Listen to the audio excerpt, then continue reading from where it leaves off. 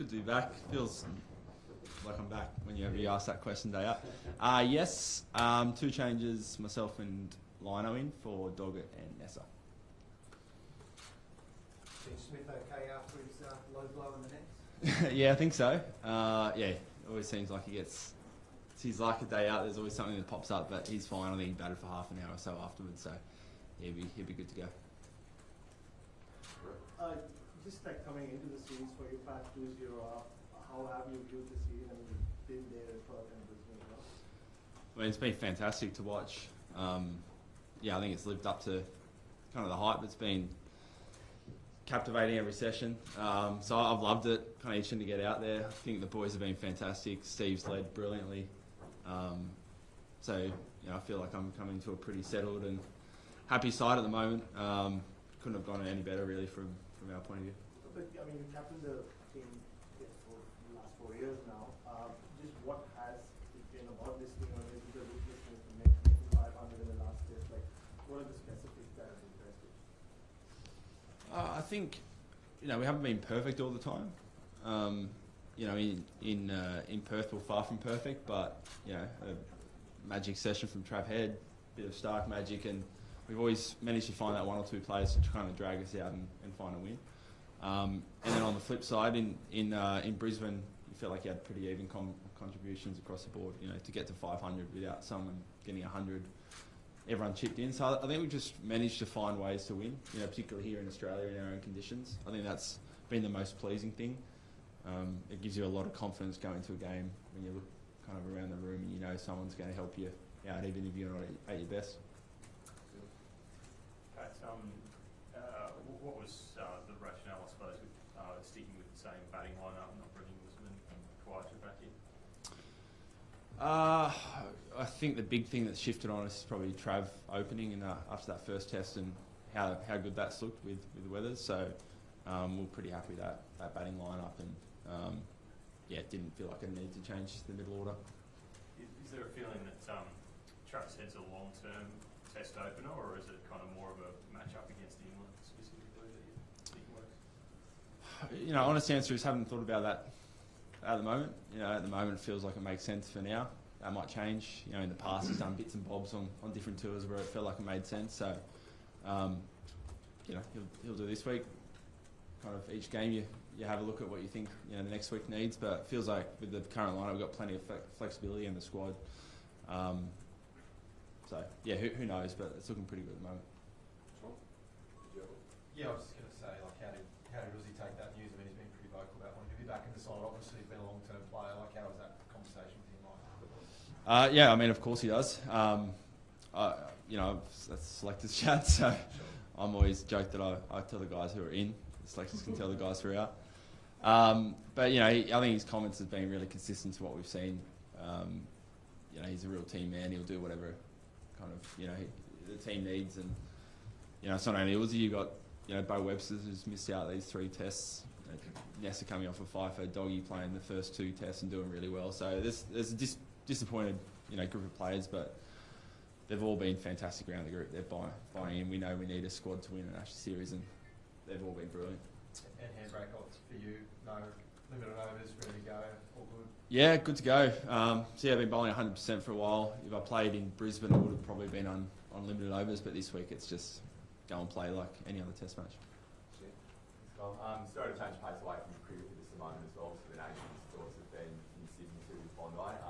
Cricket Australia's announced the tributes that will be done tomorrow. What does it mean to you as a local there and as captain of Australia to be able to commemorate that before the test tomorrow?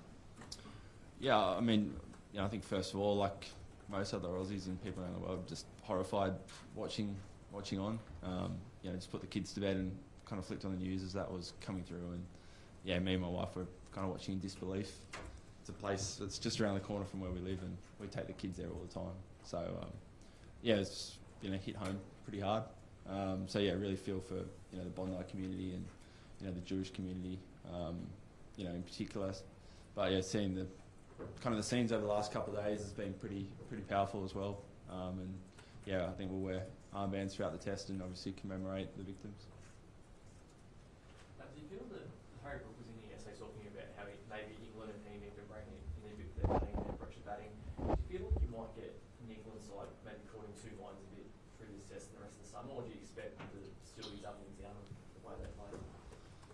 Hard to know. Yeah, that'd be great if they're kind of trying to find their way out there.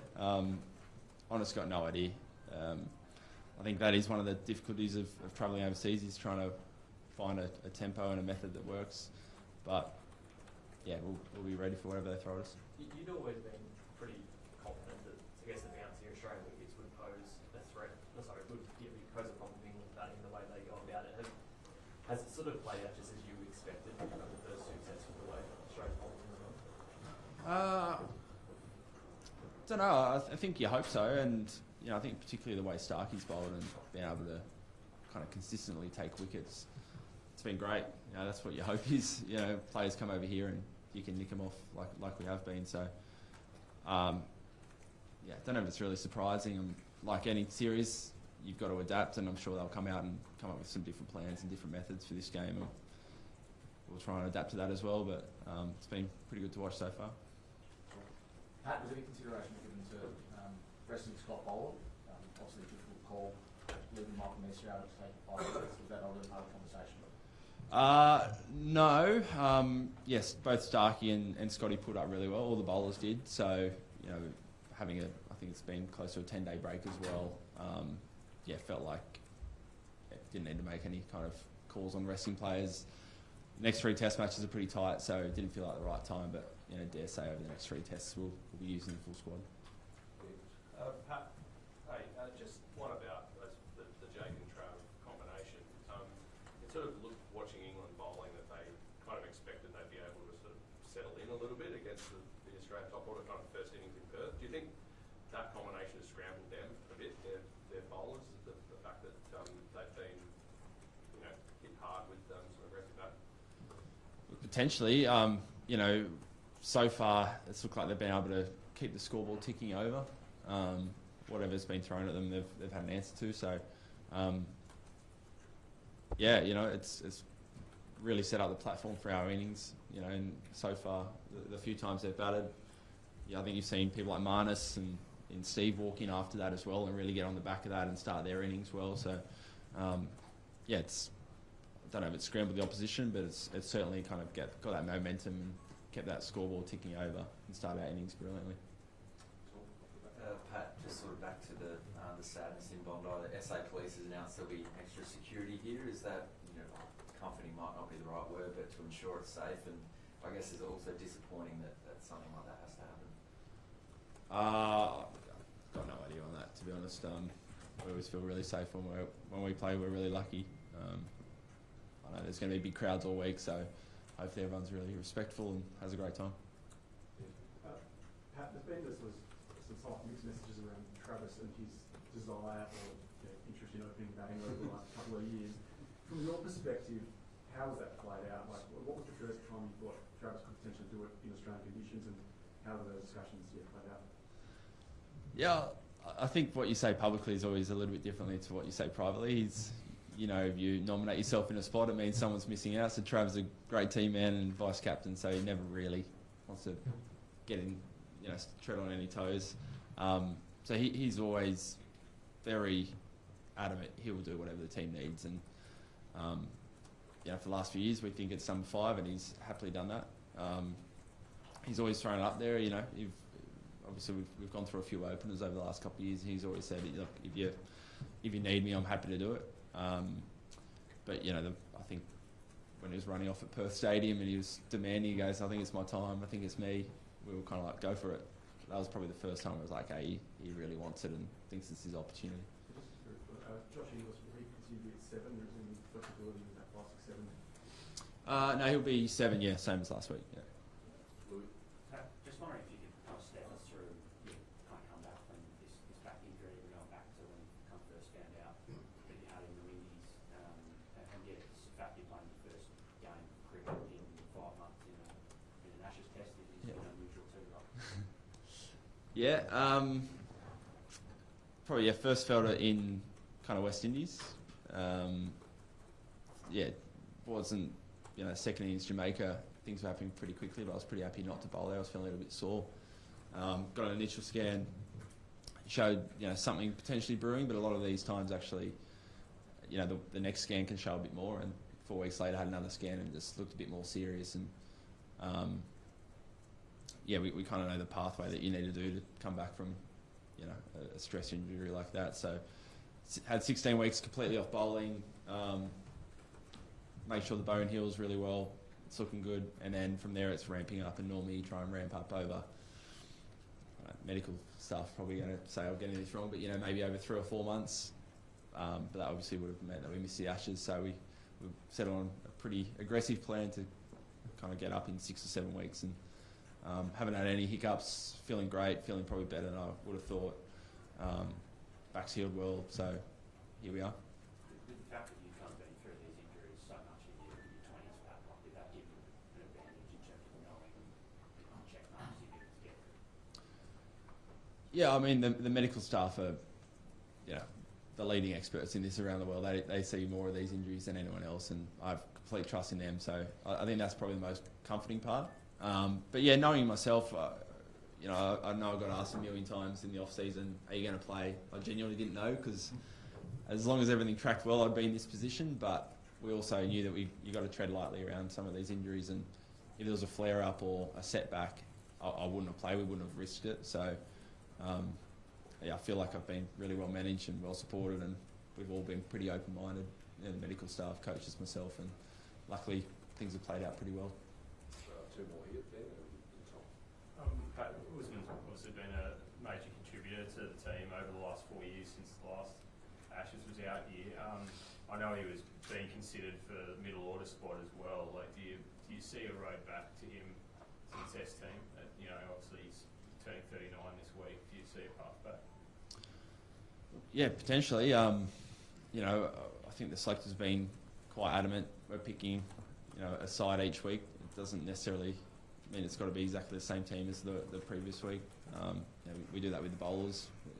This week, obviously Nathan Lyon's come back and missed last week. One of Uzi's great strengths is he's scored runs at the top. He's scored runs in the middle, so he's in the squad. We didn't think he'd be good enough to come straight in, then he wouldn't be here in the squad. So absolutely, I can see a path back at some point if needed. Pat, you and Hazelwood and Lion bowled 2 overs across the first 2 matches, and 2-0 in the series. I think a lot of people have been surprised by that. How good to come back in and you've got an opportunity to step up and win the series this week? It's incredible. I think it shows just great depth in the Aussie cricket system at the moment with fast bowlers. It's when I said it's almost worked out perfectly. I think hopefully by we're halfway through a series, and I've come back online. You've got Ness and Doggy who are resting from this week, but they're obviously got themselves into the series and available for the last 2 games. I've seen Jai Richardson out the back bowling, so it feels like everything's come together, and we're not just hanging on to the end of a series like sometimes you are. We're actually peaking, and hopefully have heaps of resources available. But the guys that have stepped in have been fantastic, and I think it's huge credit to those guys who have stepped in, but also the coaches and Steve managing those guys throughout the game. Last one. You guys were 2-0 up 2 years ago, and then I don't know your ultimate feelings about the outcome of that with Lee Bear in a TV documentary. What have you learned from that experience? And I don't know, is the disappointment of that an extra driver over the next couple of weeks? I think there's a few lessons. I think particularly when you're playing overseas, I don't think you get too many opportunities where games there to be won, and we probably let a couple of those slide in, particularly Headingley and the Oval. I think if you do get those opportunities, which hopefully present a little bit more often when you're at home, you just can't let them go. You can't just say, we'll get them next test. You've got to take those moments. But, it's also very different. Most of the team are the same, but you've also got a couple of different personnel. Obviously, we lost Nathan Lyon for the last 3 tests over there. We got him here. Hopefully it's a bit of a different outcome. What did you learn about how dangerous this England team can be? I don't think it's anything different to those first couple of tests. You've got a couple of players who can win it. At any moment, you've just got to have plan A, plan B, like you do to most teams. But they've got some obviously really strong players, and you just can't give them a little opening. Thanks, everyone. Thank you. Thank you.